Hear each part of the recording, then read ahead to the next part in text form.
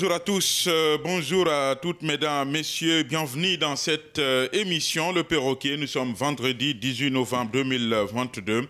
Bienvenue donc dans cette émission qui vous donne la parole chaque matin pour vous entendre. Ce matin, certes, on parle tous les jours de politique. Oui, on va parler de politique ce matin, mais de la politique agricole. Justement, récemment, on a vu le colonel Mamadi Doumbouya, le président de la transition, dans son vaste champ. Disons, il veut stimuler. Justement, il a mis en valeur plusieurs hectares. Donc, cela a suscité beaucoup de réactions dans la cité. Le président agriculteur, certains ont dit, est-ce que finalement c'est la solution? Est-ce qu'il ne faut pas plutôt soutenir les agriculteurs? Il y a des personnes et des personnalités qui s'illustrent dans ce domaine. Pourquoi ne pas donc mettre tous les ingrédients à leur niveau? Est-ce que ce n'est pas une sorte de concurrence? Mais comment les acteurs du monde agricole ont aperçu cette action du colonel Mamadi Doumbouya? On parlera aussi femmes et agriculture, parce qu'on a l'impression que les femmes, je ne parle pas de ces petites cultures-là qui se passent dans les quartiers, mais on a l'impression que les femmes ne sont pas suffisamment impliquées dans des grandes cultures. Nous recevons ce matin donc une femme politique, mais aussi qui évolue dans le monde agricole. C'est Madame Touré Fatoumata Camara. Elle se définit comme étant une fermière. Donc, elle met beaucoup de choses en valeur avec lui. Donc, nous allons aborder cette question. Et vous, chers auditeurs, je vous donnerai la parole pour vous entendre sur cette initiative du colonel Mamadi Doumbouya et les membres du gouvernement et certains directeurs. Donc on va aller d'abord avec l'invité, Madame Touré Fatoumata Camara. Bonjour madame. Oui, bonjour monsieur Barry. Merci d'avoir accepté de répondre à notre invitation. C'est moi qui vous remercie et je passe un grand bonjour à vos millions d'auditeurs. Et je suis toujours ravi à chaque fois que vous m'invitez. La terre ne trahit pas. On sait que tous les gouvernements qui se sont succédés ici, toutes les autorités ont dit, écoutez, le développement, disons, on doit mettre un accent particulier sur l'agriculture. Parce qu'on a l'impression que parfois, on met un accent beaucoup particulier sur les mines. Est-ce que vous pensez que la donne est en train de changer avec les autorités de la transition? Bon, vous me posez une lourde question au début. Je pensais qu'on va commencer d'abord par parler de l'agriculture, de son impact et des avantages. Mais ce que je remarque, je pense qu'il y a de bonnes initiatives qui sont en cours, mais on ne peut pas encore pour l'instant voir l'impact sur le terrain. Mais ce qui est bien, ce serait encore de faire plus d'efforts pour qu'ils puissent améliorer leur politique agricole, parce qu'il y a encore des failles.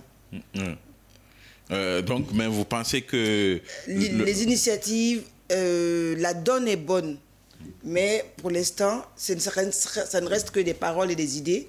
Et ce qui est important dans tout ça, ce que vous venez de dire, c'est qu'on voit que le colonel nous montre son intention de développer ce côté agricole. Si vous voyez, en tant que militaire, il va se mettre dans son champ, c'est une forme de motivation. Il veut impacter, il veut montrer aux gens qu'étant au palais, il a une ferme qu'il gère. Et si ça peut motiver plus d'un, je pense que à mon avis, c'est dans ce sens qu'il est parti dans son champ pour nous montrer, pour qu'on puisse aussi faire comme lui. Si vous avez remarqué, pour la petite histoire, les lunettes que le colonel porte aujourd'hui, vous en trouvez partout dans Conakry. Ça veut dire qu'il reste le plus grand motivateur de ce pays. Mais sauf qu'il y a des voix qui se sont levées pour dire attention, on a certes, c'est pas mal d'avoir des ministres agriculteurs, mais est-ce que finalement ce n'est pas une sorte de concurrence? Est-ce qu'il ne faut pas mettre les moyens à la disposition du monde rural, par exemple? Les ministres agriculteurs, c'est une très bonne chose, mais accompagner les ministres, c'est là qui fait un peu le hic, parce que accompagner un ministre qui doit faire 50 ou 100 hectares, c'est pendant qu'il n'est pas passionné de ce qu'il fait et qu'il se sent un peu obligé de faire pour suivre le reste du gouvernement, moi je pense que ça n'aura pas d'impact. Mais accompagner des personnes qui sont dans ce domaine peut être beaucoup plus fructueux ou impactable pour le gouvernement, parce que là, il y aura le résultat. Et la chose qui M. Barry, moi, qui me touche dans cette histoire, en fait, c'est pas les volontés. Parce que la volonté y est. Mais c'est l'applicabilité de tout ce qu'ils disent sur le terrain qui n'existe pas, qui me frustre un tout petit peu. Parce que, au fait, quand on voit un président qui se lève, qui va dans son champ, ça veut dire tout autour, cette politique lui tient à cœur. Mais maintenant, il faut qu'il y ait aussi des gens qui l'accompagnent dans ce sens-là et pour qu'il puisse réussir sa mission dans ce sens. Donc vous, ça ne vous choque pas de voir le colonel Doumbouya dans son champ. Justement, pour vous, ça ne peut pas, c'est pas une sorte de concurrence, mais plutôt ça peut être une sorte de motivation pour les autres. Je suis émerveillée. C'est ce que je suis en train de vous dire. Il reste aujourd'hui le plus grand motivateur de ce pays. Je suis très émerveillée parce que aujourd'hui, vous allez voir que les gens n'ont plus honte à se mettre dans leur champ. Avant, l'agriculture était péjorative dans ce pays. C'est-à-dire, vous n'allez pas trouver... On se disait quoi? Que pour faire l'agriculture, il faut avoir de grands moyens. Donc aujourd'hui, vous voyez des jeunes qui n'ont pas honte de se prendre en photo dans les champs. Et si encore le président, il va nous montrer l'exemple, vous allez voir que toute l'administration, les gens, tout le monde va suivre à la fin.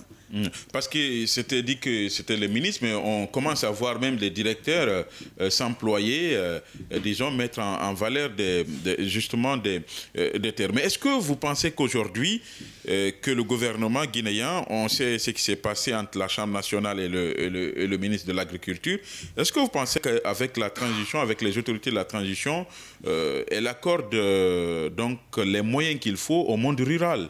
Parce que c'est là aussi. Hein. Non, les moyens ne sont pas là pour l'instant. Mais je pense que, encore une fois, je vous dis, la politique est bonne.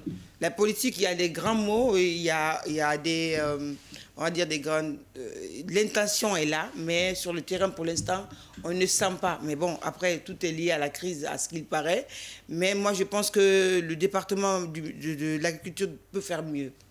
En quoi faisant? Ils peuvent faire mieux. C'est-à-dire, aujourd'hui, nous sommes dans une phase où on est, nous, en tant qu'agriculteurs, on est confrontés à de gros investissements. L'engrais, par exemple, je vous donne l'exemple de l'engrais. Moi, j'ai été plusieurs fois face à des pénuries et que je me suis retrouvée à acheter de l'engrais sur le marché à 800 000, 900 000, c'est-à-dire du bon engrais que j'avais besoin pour mes ananas. Et ça, c'est des facteurs qui sont un peu... qui peuvent être accompagnés, subventionnés. Mais après, c'est vrai que quand l'État prend les choses en main, on ne peut pas se plaindre parce que ce n'est pas une obligation. Comme le disent souvent les gens du département, ce n'est pas une obligation, l'État accompagne. Et moi, je pense, avec la Chambre d'agriculture, le ministère peut essayer de faire encore plus à travers cette Chambre pour qu'on puisse, pour que les entrepreneurs agricoles ne se retrouvent pas face à des complications. C'est-à-dire un agriculteur qui n'a pas un background, c'est-à-dire quelqu'un qui n'a pas étudié, qui se retrouve face à des engrais qui ne sont pas adaptés, même au sol. Voilà, il va se retrouver à acheter l'engrais à bas prix, mais ce n'est pas la bonne solution, parce qu'il se retrouvera avec un produit qui sera facilement préhensible, au fait. Mais il y a des conseils, non? Des conseils qui donnent des conseils par rapport à l'utilisation de l'engrais, la qualité. Vous savez, nous sommes un pays quand même à 6 millions de terres arables. Moi, je le dis parce que c'est ce qui est justifiable. Les 6 millions de terres arables, ça veut dire qu'on a... Tous les Guinéens peuvent avoir la terre cultivable. Nous, si on est 13 millions d'habitants, chacun peut avoir son lopin de terre. Et on a dans toutes nos familles, la plupart, nos parents étaient des planteurs, des agriculteurs avant. Donc, si on part dans ce sens et on se dit que le gouvernement veut impacter ce pays, je sors un peu du sujet pour vous dire, tout ce qu'ils doivent faire, c'est investir dans l'agriculture. C'est-à-dire faire des plans. Parce qu'aujourd'hui, si l'agriculture marche, nos industries vont marcher, parce qu'ils auront des matières premières. Et aussi, si l'agriculture marche, nous aurons de l'emploi, même pour les jeunes. Mais donc, aujourd'hui, force est de constater, en dépit de cette volonté affichée, le monde rural n'est pas tellement soutenu. Non. Et que dire de ces engrais-là? On sait qu'il y a eu des problèmes par le passé par rapport à la qualité. je ne sais pas même si cette fois-ci il y a eu la campagne agricole ou quoi. Il y a eu une campagne agricole, mais bon, Morose, en catimini, bon, encore une fois, le ministère qui n'a pas sa porte fermée, c'est ouvert à tout le monde, parce que moi, quand j'ai voulu rencontrer le ministre, je suis partie, voilà, il m'a reçu, j'ai pas eu de problème à le rencontrer, et j'ai eu à discuter avec lui. Bon, tout était dû à la crise. Parce que l'engrais, vous savez, nous ne produisons pas l'engrais. Et l'engrais qui vient des pays qui sont en conflit pour l'instant.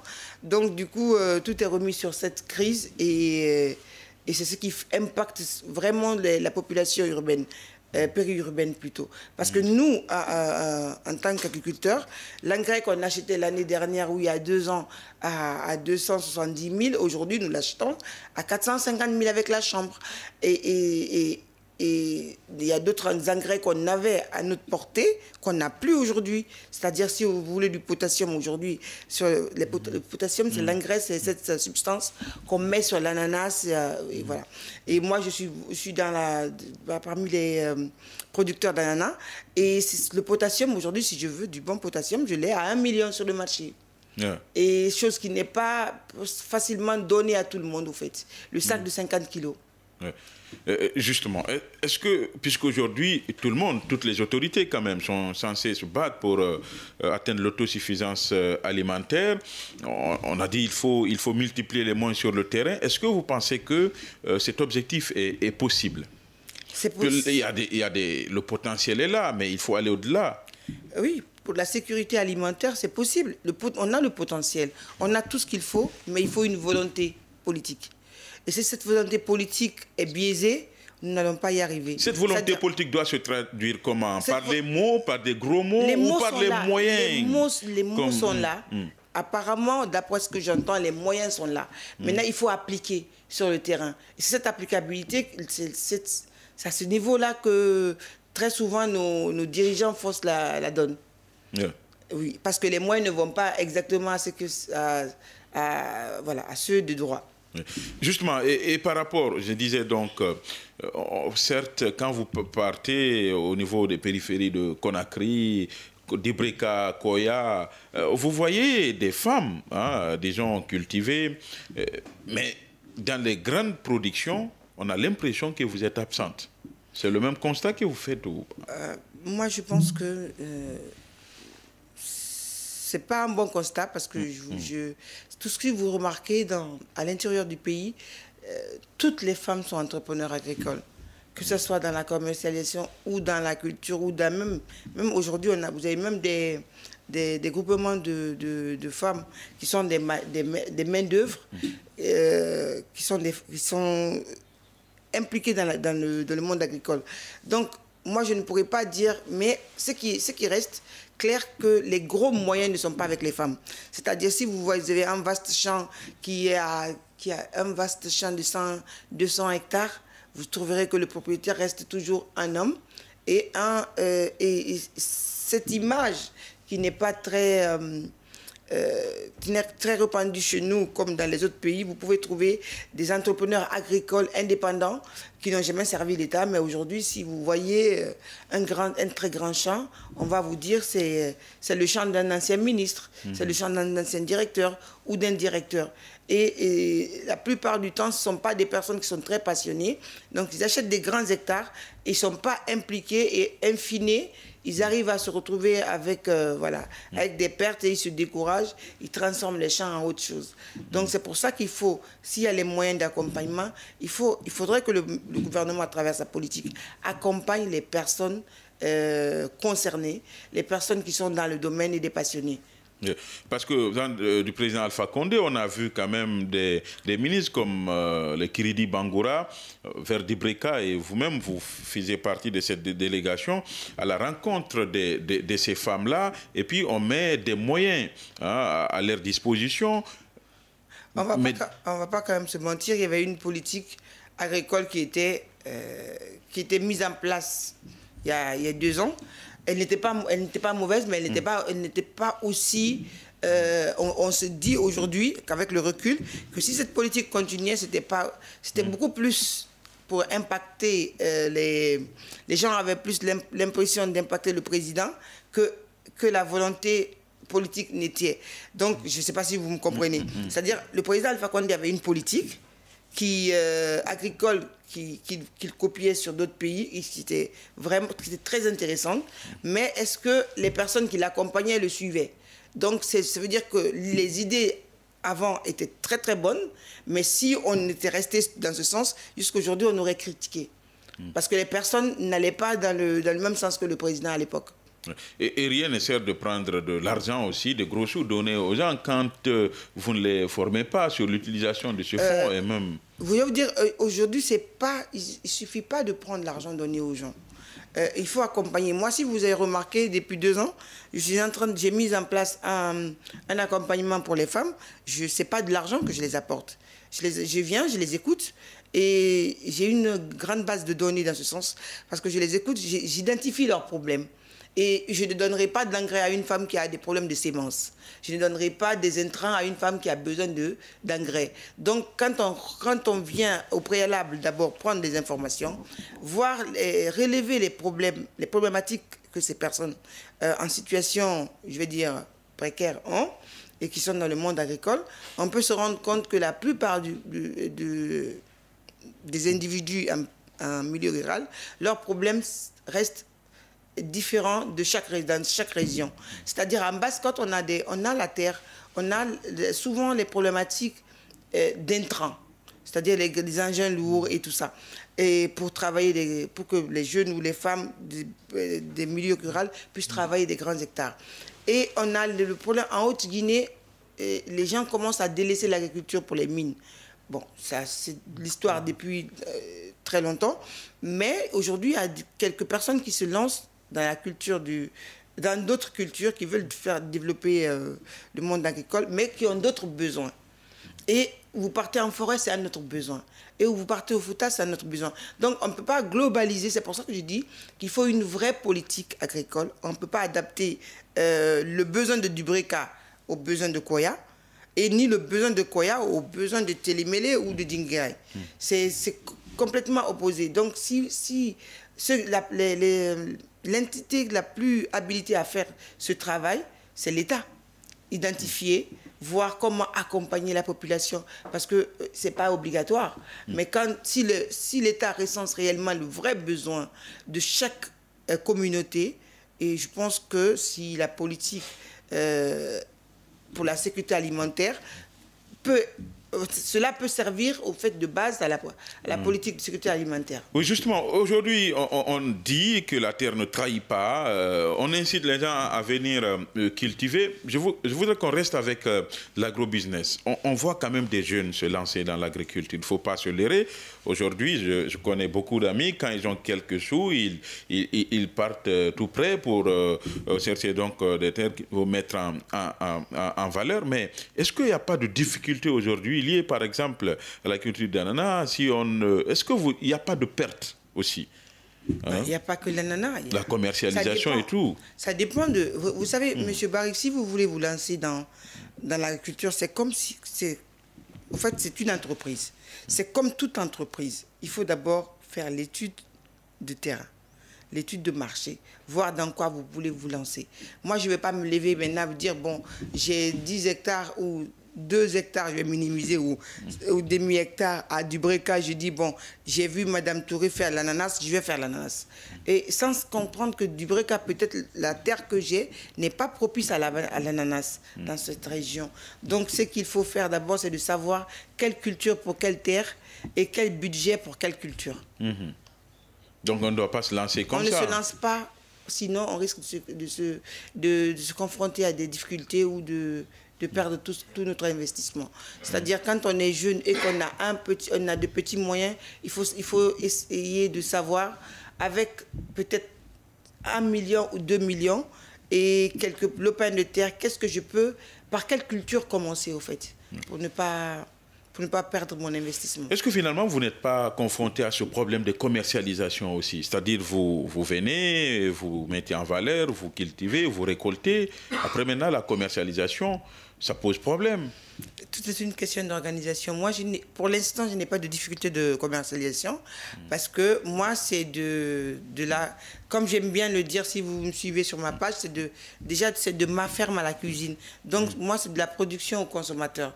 Et j'identifie les gens autour de moi et j'essaye de faire le maximum pour vendre la majorité autour de moi, en fait. Parce que toutes les cultures que je fais sont des cultures qui sont souvent le quotidien de tout ménage. Donc, du coup, j'essaye de vendre au maximum autour de moi et le reste, je mets sur le marché. Et finalement, il y a des jeunes qui veulent se lancer aujourd'hui dans l'agrobusiness. Quel conseil vous avez à leur donner? Beaucoup de jeunes veulent se lancer aujourd'hui dans l'industrie agricole. Et moi, le conseil que je donnerais à ces personnes qui veulent se lancer, c'est d'abord de savoir par où ils veulent commencer et d'avoir la passion. C'est-à-dire s'informer autour. Aujourd'hui, on a M. Google qui a toutes les réponses pour nous.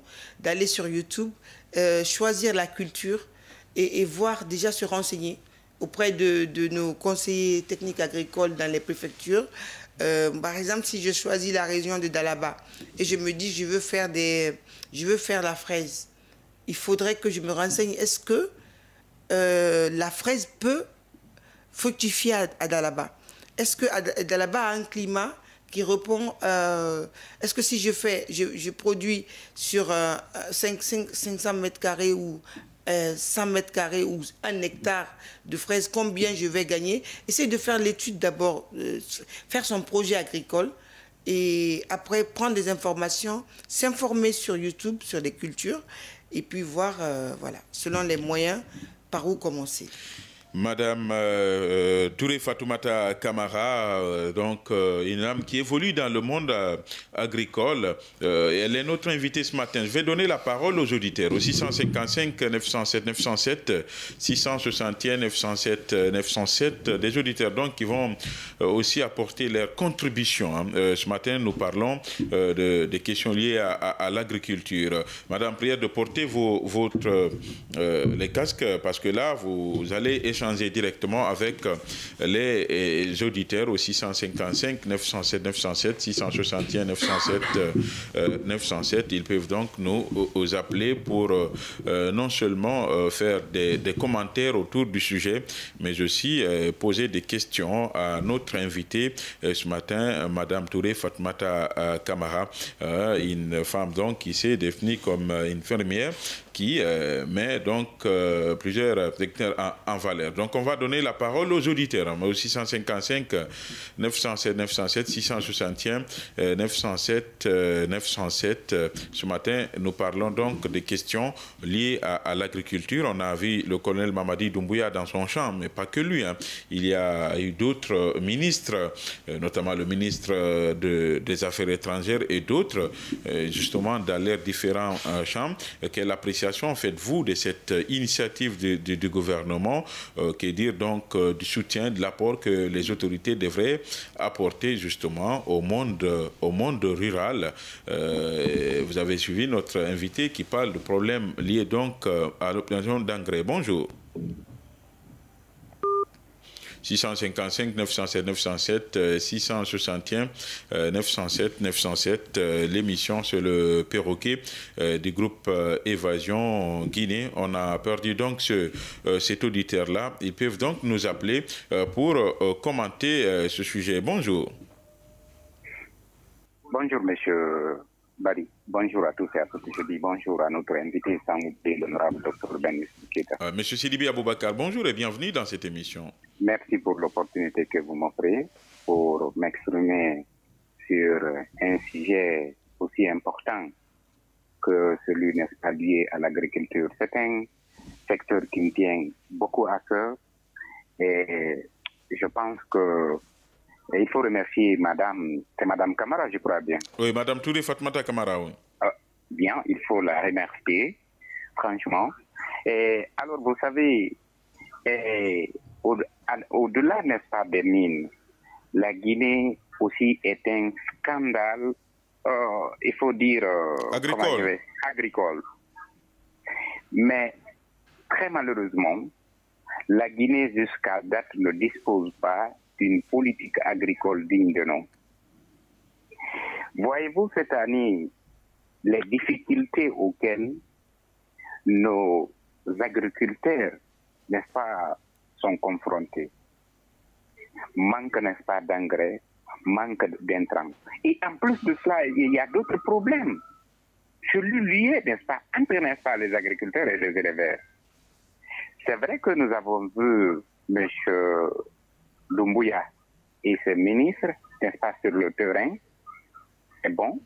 Mais laissez-moi vous dire, mon frère, il faut que les Guinéens essaient de comprendre qu'un jour, ces mines-là vont finir. Mais la terre ne trahit jamais.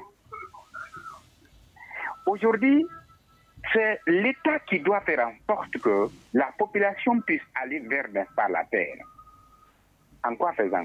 Parce que cela ne doit pas seulement se limiter à leur niveau. Ils sont une vingtaine ou une trentaine, n'est-ce pas, de ministres.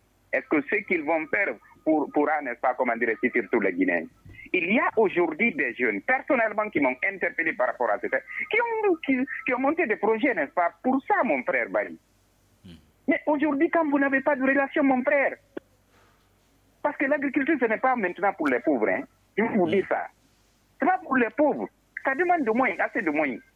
Mais des gens aujourd'hui qui ont monté des projets dans ce sens-là, et aujourd'hui qui peinent à avoir des gens qui puissent les épauler dans ce sens-là. Vous pouvez être journaliste et faire de l'agriculture, vous pouvez être ministre et faire de l'agriculture, vous pouvez être un médecin et faire de l'agriculture. Mais c'est l'État qui doit faire en sorte que, franchement, que ces agriculteurs-là soient protégés. En l'air, n'est-ce pas, faisant en sorte qu'ils puissent accéder, n'est-ce pas, à des intrants agricoles, puissent accéder, n'est-ce pas, à l'engrais. Voyez-vous que cette année, un sac, n'est-ce pas, d'engrais qui coûtait entre 150 000, je crois bien, à 200 000, coûte cette année plus de 500 000.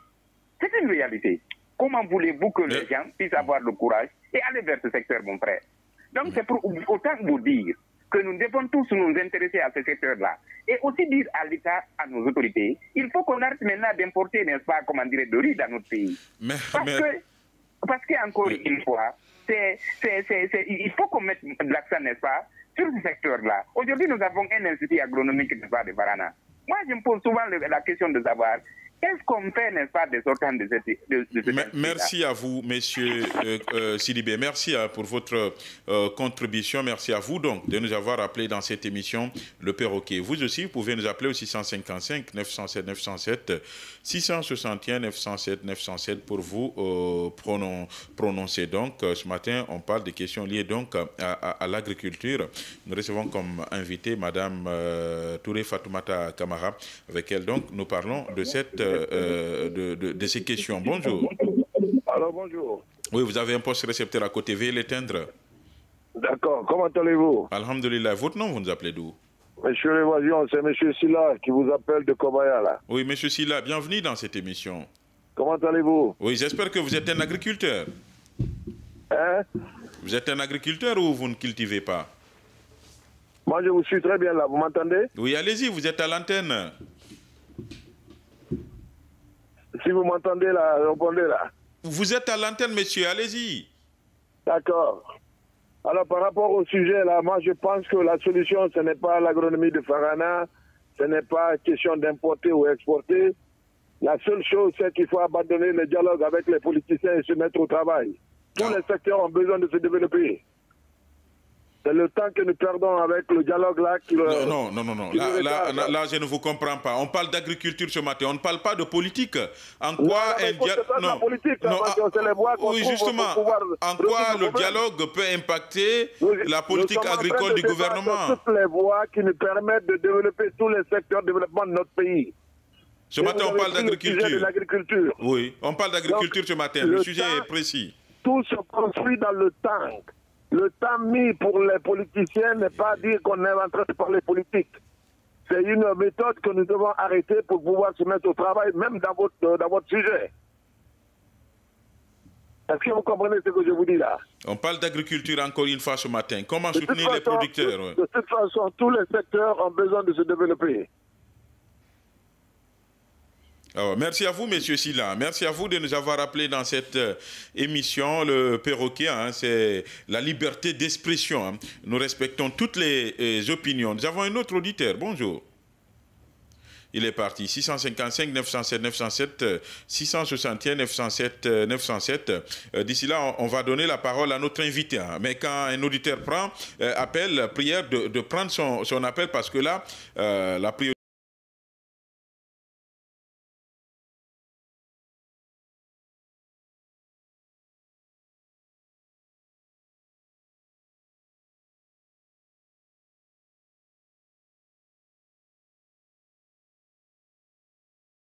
à la disposition des jeunes, notamment, qui ont des projets agricoles. Non, je ne pense pas qu'il ne faut pas aussi remettre toute la faute à l'État. L'État n'est qu'un facteur d'accompagnement. Ce n'est pas une obligation, mais aujourd'hui, si un jeune veut se lancer dans l'agriculture, je pense qu'il peut, parce que c'est un facteur qui ne trahit pas. C'est un domaine qui ne trahit pas. C'est le seul domaine où vous pouvez investir 100 francs et vous retrouver avec 1000 francs après. Donc, il faut juste commencer petit. C'est-à-dire un jeune qui veut se lancer n'a pas besoin d'attendre de faire de gros moyens, d'avoir de gros moyens. Parce qu'avoir de gros moyens, c'est aussi prendre plus de personnes. C'est-à-dire des gros moyens, des gros techniciens et pouvoir... Il faut d'abord être très armé pour commencer grand. Oui, madame, permettez s'il vous plaît. Je vais donner la parole à cet auditeur. Bonjour. Oui, bonjour, monsieur Barry. Oui, monsieur Amadouba, bienvenue dans cette émission. Bien, bonjour à votre invité. Je lui adresse toutes mes félicitations. Mais les gens qui disent qu'il fait de l'agriculture pour avoir des moyens, c'est que tu n'as pas la volonté. Moi qui vous parle comme ça, j'ai 3 hectares de plantation de manguiers à Kimbia. Personne ne m'a aidé. C'est le peu que je gagne, j'ai économisé. J'ai cherché le terrain, j'ai planté là-bas. J'ai un champ d'ananas là-bas aussi, mais ce n'est pas l'État qui m'a donné l'argent, c'est avec la volonté, avec celle qui est au studio comme ça. Demander la vie, quelqu'un lui a donné un franc. C'est sa volonté. C'est l'engagement qui fait l'agriculture. Hein. Ce n'est pas venir dire qu'il faut que l'État te donne. Il faut t'asseoir. L'État ne va rien te donner. En tout cas, moi, aucun franc l'État ne m'a donné. Aucun franc. C'est avec ma volonté, mon courage que j'ai pu avoir ces 4 hectares de plantation de manguiers et un champ d'ananas. Et là, je fais le matin, maintenant là, ça s'achète sur le manguier. Bon, il y a une usine de mangue là-bas qui transforme la mangue en comment on appelle ça, en industrie. On achète ça sur le manguier, sachant que les mangues ne soient mûres, tu prends ton argent tout de suite. Mais les gens s'assoient, disent tout, il faut demander tout le temps à l'État. Je suis d'accord que l'État est là comme coordinateur. Je suis d'accord que l'État peut importer des ingrédients. Mais il faut d'abord avoir la volonté, il faut débuter pour bouger. Demandez celle qui est dans votre studio là. Si quelqu'un lui a donné un franc avant de débuter, je pense que rien. Après qu'il a eu maintenant des coopérants, on lui a aidé. Mais dire que c'est quelqu'un qui a dit doit faire l'agriculture, prendre l'argent, je pense que personne ne lui a fait cela. Donc c'est la volonté qui verra l'agriculture. Je l'encourage, franchement, je voudrais même prendre ses contacts parce qu'on pratique le même métier. Parce que je ne sais pas quelle spécialité elle a fait. En tout cas, moi, je préfère que les gens sortent de dire que c'est l'État. Laissez l'État tranquille. Faites votre travail. Si le travail est payant, faites-le. Quelqu'un fait quelque chose pour ton pays. Abraham Lincoln disait, demande ce que toi tu fais pour ton pays, ne demande jamais ce que ton pays fait pour toi. C'est en faisant quelque chose que le pays va avancer. Mais tout le monde a dit tendre les mains. Regardez l'exemple rural. Mon frère, allez-y à Madina, à la casse. Arrêtez-vous là-bas. Demandez le prix d'avoir une ampoule. Vous voulez plus de 20 gaillards qui sortent pour vendre une ampoule de 25 000 francs. Même ces gens-là, qu'est-ce qu'ils foutent là-bas? Ils ne peuvent pas les cultiver. L'État qui les a dit de venir là-bas, allez-y à Madina, devant une seule boutique, vous verrez plus de 10 gaillards assis devant la boutique pour vendre dans un petit coin là-bas. Vous pensez que ça peut développer un pays? Il faut que les gens sortent de dire de l'État à l'État. Bougeons si nous voulons bouger. Si vous ne voulez pas bouger, c'est juste avec l'État vous êtes. Franchement, je vous remercie, madame, et je l'encourage. Je voudrais même avoir son numéro. Merci à vous. Oui, madame. Réaction très rapide avant de donner la parole à cet autre auditeur. Merci infiniment, monsieur Ba, parce que vous avez touché des points aujourd'hui que peut-être que j'avais l'intention de toucher, mais que j'ai pas avancé, mais c'était pour lui dire merci et que je lui donnerai mon contact à la sortie d'ici. L'autre auditeur, nous avons un autre auditeur. Bonjour. Oui, bonjour. Oui, monsieur Victor Kamano. Comment ça va, mon cher Barry? Oui, ça va. Grand agriculteur ou petit agriculteur ou... Oui, allô? Oui, monsieur Victor Kamano. Oui. Vous avez combien d'hectares? Moi, j'ai presque une grande plantation de café. Apparemment, tout le monde est agriculteur dans ce pays. Oui, au fait, c'est une question d'amour. Sauf Simakan. Ouais. Mais c'est une question d'amour qui est loin de la politique, même si c'est une politique, ce n'est pas une politique destructive. L'agriculture, c'est le commerce de Dieu et la terre ne trahit pas. Je salue Madame qui est au studio pour sa volonté, sa bravoure, en train de s'impliquer, hein, vous savez. L'agriculture, pour le côté vivrière, quand il y a des moyens ou pas, quand vous avez l'amour, la volonté, vous pouvez trouver que le business se retrouve dedans. Mais quand vous lancez par rapport à un gain, des fois, ce qui crée assez de problèmes, il y en a qui pensent à beaucoup d'analyses. Qu'est-ce qu'il faut faire pour avoir de l'argent?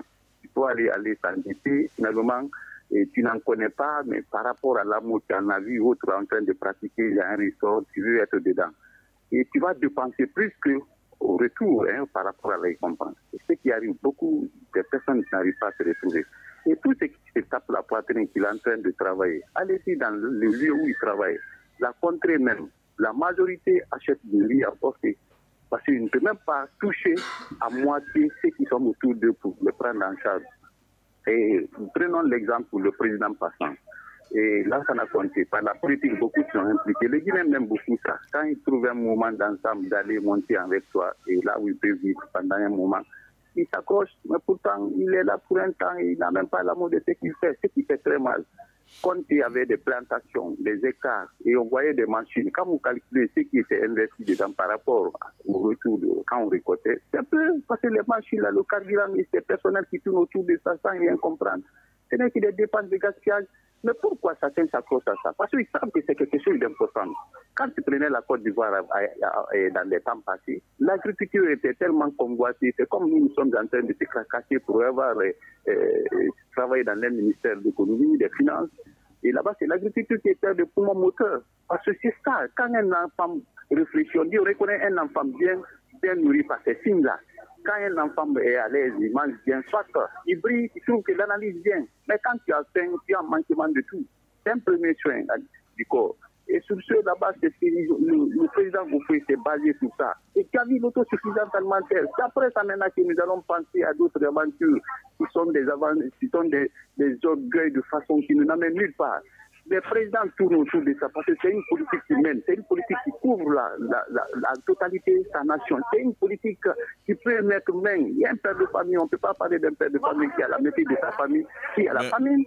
Et si ces conditions manquent, il y a tout ça. Donc je remercie beaucoup. Les gens ne font pas le semblant. Aujourd'hui, les directeurs d'IADUGN, tout chacun qui lance, ça a été comme ça, mais au temps de l'an, ça a compté. Mais où sont-ils ces gens? Aujourd'hui, quelles sont ces plantations? Ça ne signifie pas. Et ça, l'abandon, ça a été un peu de pain, il faut éviter ça. Donc, si c'est lancé, je le remercie beaucoup. Mais j'aimerais que ceux qui pensent à cette politique viennent du fond du cœur. Parce que c'est ce qui reste durant et qui trouve les gens qui ont le même amour que lui pour s'impliquer dans ça. Dans le cas contraire, ça n'amène nulle part. Merci à vous, M. Victor Kamano, de nous avoir appelé dans cette émission Le Perroquet. Vous aussi, vous pouvez nous appeler au 655 907 907 661 907 907. Bonjour. Allô, bonjour. Oui, bienvenue dans cette émission, monsieur. Votre nom? Vous allez bien? Oui, monsieur Mamadou Diallo. Je voulais poser une question. Je veux savoir pourquoi sur le marché, le riz local est plus cher que le riz importé. C'est ça ma question. Ok. Merci à vous. Hein. Merci à vous.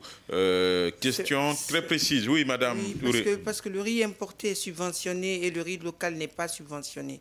Parce que le riz local, pour la faire, elle demande beaucoup plus de moyens. Donc voilà une question aujourd'hui pour résoudre l'autosuffisance. Pour arriver à l'autosuffisance alimentaire et la sécurité, il faut que l'État accompagne les entrepreneurs agricoles, mais rizicoles, pour qu'on puisse arrêter d'importer autant de riz dans ce pays. Mais l'inquiétude de M. Diallo, c'est qu'on produit ici est plus cher que ce qu'on importe. Oui, parce que la production est plus chère. Parce que moi, encore une fois, si j'ai fait 30 hectares dans les plaines de Donia à Koya, et pour faire les 30 hectares, j'ai préparé mon sol. C'est-à-dire, c'est dans la mangrove, dans le bas-fond de Donia.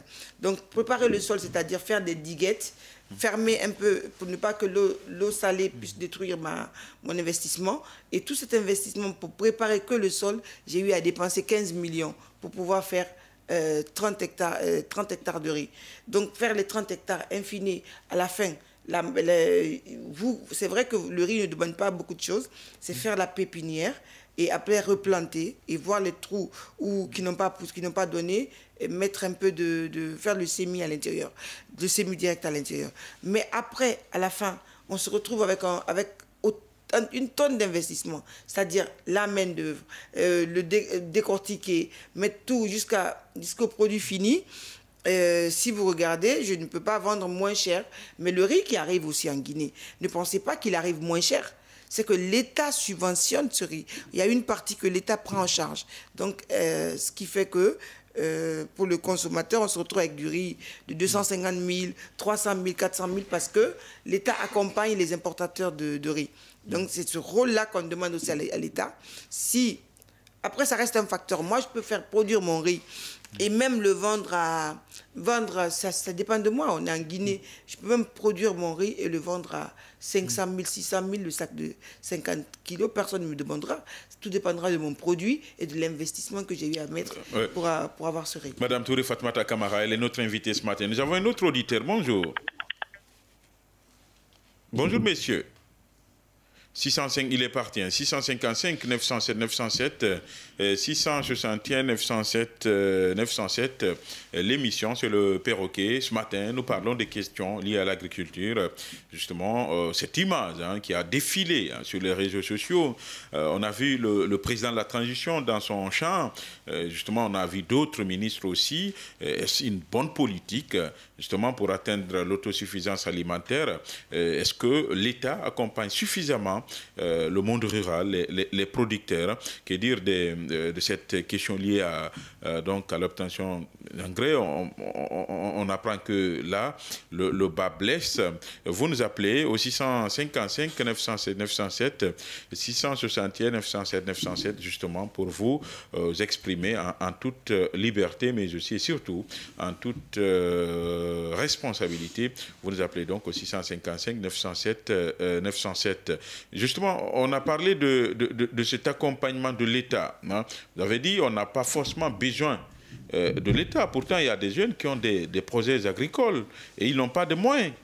Vous savez, dans les pays nos pays voisins, vous avez des jeunes entrepreneurs agricoles qui sont aujourd'hui millionnaires en CFA dans l'agriculture. Ils n'ont pas attendu que l'État vienne les accompagner. Ils se sont peut-être formés un tout petit peu dans la culture qu'ils produisent. Et le reste, ils ont commencé petit. Oui, permettez, s'il vous plaît, parce qu'il y a trop de shows qui appellent ce matin. Ils n'ont pas tellement de crédit. Bonjour. Vous parlez d'agriculture là-bas aujourd'hui. C'est quelque chose qui est très important. Mais pas le riz. On doit implanter le café et le cacao. C'est ce qui est plus important. Bon, le problème de riz là, la dame qui est là-bas, votre invité, elle disait que le riz de la Guinée, ça doit être plus cher que celle d'importer. Parce que si on menace le terrain et tout et tout. Et là-bas aussi, on fait la même chose. Seulement quand le Guinéen produit quelque chose, il veut investir dans ça. Bon, pour l'idée de l'agriculture, moi je remercie le président, ils n'ont qu'à encourager les gens. Mais d'envoyer les Blancs, il y a les Sud-Africains qui sont là-bas, ils n'ont qu'à venir ici pour nous apprendre comment il faut faire. Quoi. Nous sommes, on ne peut pas faire ça. C'est vrai, merci beaucoup. Merci à vous, monsieur Ougaïlou, de nous avoir appelé depuis Amdallah. Oui, madame, vous étiez en train de parler donc de cet accompagnement de l'État et justement... Non, c'est pour vous dire aussi que quand on veut se lancer, on commence petit en agriculture. Ça, c'est le conseil que je donnerai à tous les jeunes qui veulent se lancer. Réussir dans l'agriculture en Guinée, c'est possible parce qu'on a tous les facteurs qui sont à notre faveur. Et commencer petit, pensez à la culture qu'il faut, prenez des informations auprès des représentants du ministère de l'Agriculture, auprès de vos préfectures au préalable, pour savoir quelle culture choisir, quelle culture pour quelle terre, et commencer petit. Parce que certains aussi commencent, vraiment, ils prennent tous leurs moyens, ils investissent, mais au bout de quelques mois, quelques années, tout est foutu. C'est des risques. Oui, c'est-à-dire dans chaque métier, c'est des risques. Vous pouvez investir dans autre chose. L'investissement reste une prise de risque. Mais si vous minimisez les risques, vous êtes sûr de pouvoir recommencer.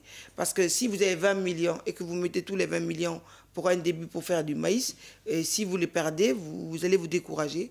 Peut-être que vous n'aurez pas la chance d'avoir. Mais si vous commencez petit, vous pouvez toujours...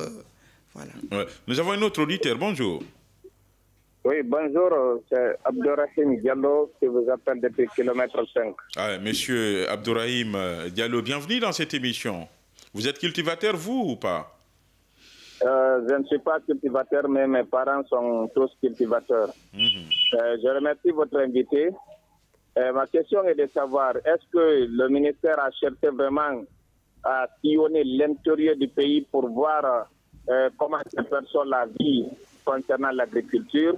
Et secondo, est-ce que le gouvernement a eu vraiment le courage d'aller vraiment acheter ce que ces agriculteurs-là récoltent pour enfin les encourager?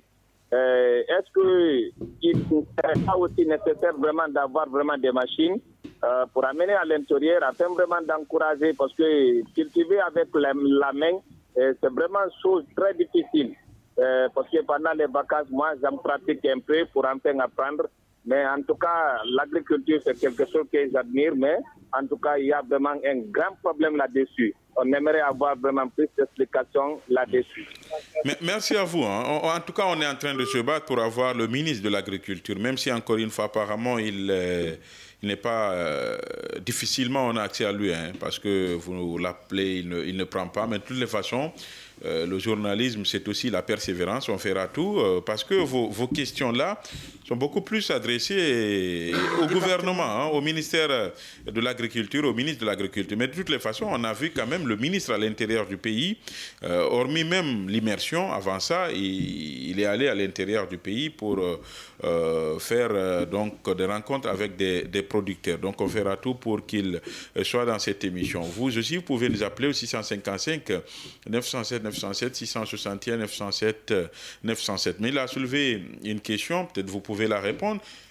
C'est par rapport, disons, à vos cultures, à vos productions. Est-ce que l'État, parfois, vient pour les acheter ou pas? Oui, mais on a aussi cette façon en Guinée d'attendre tout de l'État. Moi, je crois que c'est pesant. Moi, je suis entrepreneur, je ne produis pas pour l'État. Je produis pour les ménages. Donc, c'est à moi de voir, à la base, avant de produire, quelle est ma cible. C'est-à-dire, est-ce que je suis en train de produire pour les revendeurs ou bien je produis directement pour les consommateurs. C'est-à-dire, l'agriculture, vous savez, c'est une chaîne. C'est de la fourche à la fourchette. C'est du champ jusqu'à dans l'assiette. Donc, il y a beaucoup de facteurs de métier qui rentrent en jeu. Il y aura de ma production, j'aurai les transporteurs, j'aurai les grossistes et les semi-grossistes et tout ça. Donc, moi en produisant chaque culture, j'ai déjà ma cible en tête. Soit c'est mon réseau d'amis autour de moi, soit c'est les revendeurs importateurs, soit c'est exportateurs plutôt, soit c'est des transformateurs. Donc, avant de produire, il faut d'abord savoir qui. Mais par contre, l'État peut accompagner aussi avec un autre système revolving. C'est-à-dire, si le ministère décide aujourd'hui d'accompagner quelques coopératives de femmes, ils peuvent se dire, on va leur donner de la sémence dans l'intention de venir les racheter parce qu'on met en place une industrie pour transformer la nourriture de volaille. L'État peut investir sur des producteurs de maïs, de sorgho, de plein de choses, de mil, et pour venir les racheter plus tard et pouvoir alimenter leur industrie, leur usine de nourriture de volaille. Donc l'État peut bel et bien mettre une politique. L'État peut le faire, mais ça reste une politique. C'est-à-dire une politique d'accompagnement avec un système revolving. Je vous donne, vous faites par exemple 10 hectares de maïs. Je sais que 10 hectares, ça fait 10 multiplié par 25 kilos de maïs.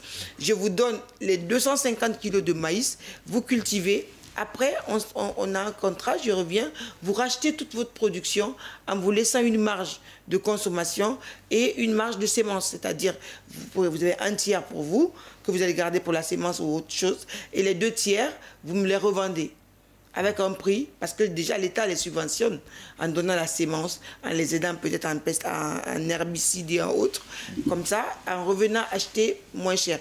Mais ce système-là, l'État, ce n'est pas seulement l'État. Un industriel peut se lever aussi, aller accompagner les producteurs de maïs pour qu'on puisse... Parce que vous savez, l'agriculture, moi je le fais avec grand A. C'est-à-dire j'associe l'agriculture avec l'élevage.